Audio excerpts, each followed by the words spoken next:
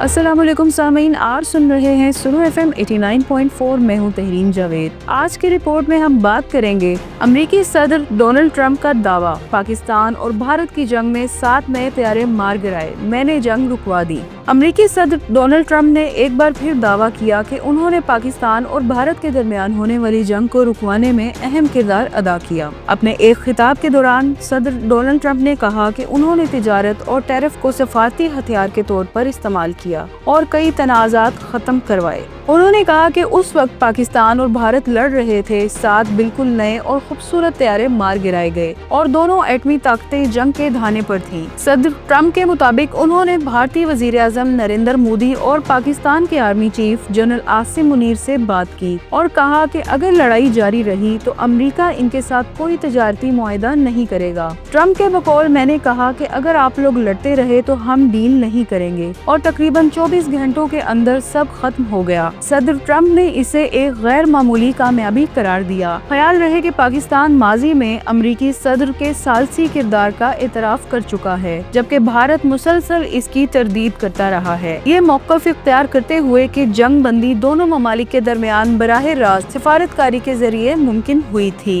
آپ کی سماعتوں کا شکریہ۔ سنتے رہیں سنو FM 89.4۔